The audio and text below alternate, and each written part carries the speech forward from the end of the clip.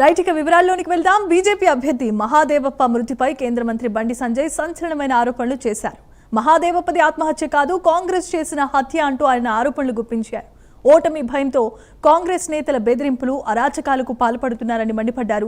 కాంగ్రెస్ నేతలను రాళ్లతో కొట్టే పరిస్థితి అతి తొందరలోనే రాబోతోందన్నారు. బీజేపీ నేతల సహనాన్ని పిరికితనంగా భావిస్తారా అంటూ ఆగ్రహం వ్యక్తం చేసిన బండి సంజయ్ ఎన్నికల తర్వాత కాంగ్రెస్ పై యుద్ధం చేయబోతున్నామని కూడా వ్యాఖ్యానించారు. ఇదే అంశానికి సంబంధించి మరిన్ని అప్డేట్స్ మా కరెస్పాండెంట్ నాగేంద్ర అందిస్తారు. నాగేంద్ర, చెప్పండి. Thank you Jemimah.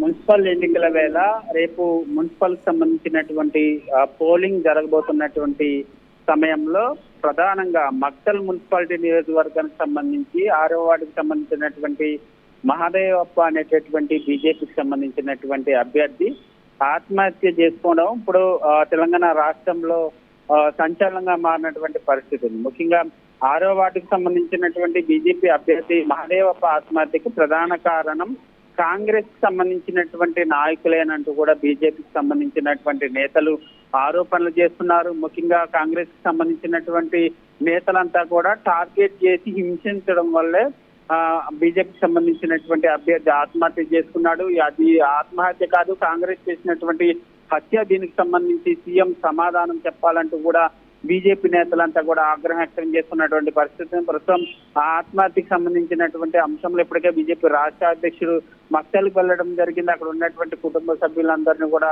పరామర్శించబోతున్నటువంటి పరిస్థితి ఉంది. దీంతో పాటు మరోవైపు ఈ బీజేపీ అభ్యర్థి ఆత్మహత్యకు సంబంధించినటువంటి అంశంలో బీజేపీ రాష్ట్ర నాయకత్వం చాలా సీరియస్ గా తీసుకుంది. దానిలో భాగంగానే బీజేపీ రాష్ట్ర కార్యాలయం వద్ద పెద్ద ఎత్తున ఆందోళన, ధర్నా కార్యక్రమం నిర్వహించేందుకు సిద్ధమైనటువంటి తరుణంలో వైపు బీజేపీ రాష్ట్ర కార్యాలయం వద్ద భారీగా పోలీసులు మోహరించారు. అదేవిధంగా లక్కడికప్పుల్లో ఉన్నటువంటి బీజేపీ కార్యాలయం వద్ద కూడా బారికేడ్లు ఏర్పాటు చేసి పెద్ద ఎత్తున పోలీసులు మోహరించినటువంటి పరిస్థితి ఉంది. ఎందుకంటే బీజేపీకి సంబంధించినటువంటి రాష్ట్ర నాయకత్వంతో పాటు అదేవిధంగా మున్సిపల్ ఇన్ఛార్జిగా ఉన్నటువంటి రేఖా శర్మ కూడా ఈ ధర్నా కార్యక్రమంలో పాల్గొనబోతున్నటువంటి తరుణంలో పోలీసులు అలర్ట్ అయ్యారు. ముఖ్యంగా ఎట్టి పరిస్థితుల్లో కూడా దీనికి ప్రభుత్వం సమాధానం చెప్పాలి. అక్కడ కాంగ్రెస్ అభ్యర్థి ఓడిపోతున్నారనే భయంతోటే బీజేపీకి సంబంధించినటువంటి అభ్యర్థి చనిపోయేలా ఆత్మహత్య చేసుకునేలాగా పురుగొల్పారంటూ కూడా బీజేపీకి సంబంధించినటువంటి రాష్ట్ర నేతలంతా కూడా ఆరోపిస్తున్నారు. దీనికి సంబంధించినటువంటి అంశంలో